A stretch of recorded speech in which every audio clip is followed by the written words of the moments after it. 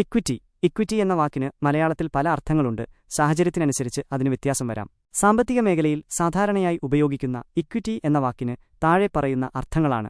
സാമ്പത്തിക മേഖലയിൽ ഇക്വിറ്റി എന്നത് ഒരു കമ്പനിയിലെ ഉടമസ്ഥാവകാശത്തെയാണ് പ്രധാനമായും സൂചിപ്പിക്കുന്നത്. ഒരു കമ്പനിയുടെ മൊത്തം ആസ്തികളിൽ നിന്ന് അതിന്റെ ബാധ്യതകൾ, കടങ്ങൾ കുറച്ചാൽ കിട്ടുന്ന തുകയാണ് ഇക്വിറ്റി. ഇത് കമ്പനിയുടെ യഥാർത്ഥ മൂല്യം അല്ലെങ്കിൽ ഉടമസ്ഥരുടെ അവകാശം എന്ന് പറയാം. ഓഹരികൾ, ഷെയർസ്. ഒരു കമ്പനിയുടെ ഇക്വിറ്റിയെ ചെറിയ ഭാഗങ്ങളായി തിരിക്കുന്നതിനെയാണ് ഓഹരികൾ എന്ന് പറയുന്നത്. നിങ്ങൾ ഒരു കമ്പനിയുടെ ഓഹരികൾ വാങ്ങുമ്പോൾ ആ കമ്പനിയുടെ ഒരു നിശ്ചിത ശതമാനം ഉടമസ്ഥാവകാശം നിങ്ങൾക്കു ലഭിക്കുന്നു. ഓഹരി ഉടമകൾക്ക് കമ്പനിയുടെ ലാഭത്തിൽ നിന്ന് ഓഹരി ലഭിക്കാനും ലാഭവിഹിതം ഡിവിഡന്റ്, കമ്പനിയുടെ തീരുമാനങ്ങളിൽ വോട്ട് ചെയ്യാനും വോട്ടിംഗ് അവകാശമുണ്ട്.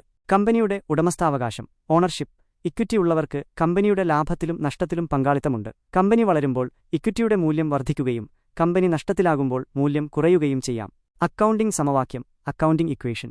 ഇക്വിറ്റി കണക്കാക്കുന്നതിന് ഒരു അടിസ്ഥാന സമവാക്യമുണ്ട്.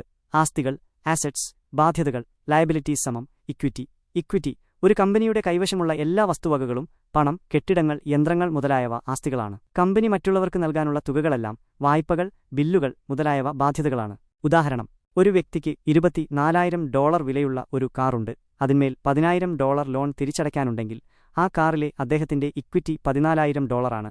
24,000 10,000 സമം 14,000. സാമ്പത്തികമല്ലാത്ത മറ്റ് സാഹചര്യങ്ങളിൽ ഇക്വിറ്റി എന്നതിന് നീതി, ജസ്റ്റിസ്, സമത്വം, ഈക്വാലിറ്റി, ന്യായനിർണയം, ഫെയർനെസ് എന്നൊക്കെയുള്ള അർത്ഥങ്ങളും വരാം. എന്നാൽ സാമ്പത്തിക മേഖലയിൽ ഇത് ഉടമസ്ഥാവകാശത്തെയും മൂലധനത്തെയുമാണ് സൂചിപ്പിക്കുന്നത്.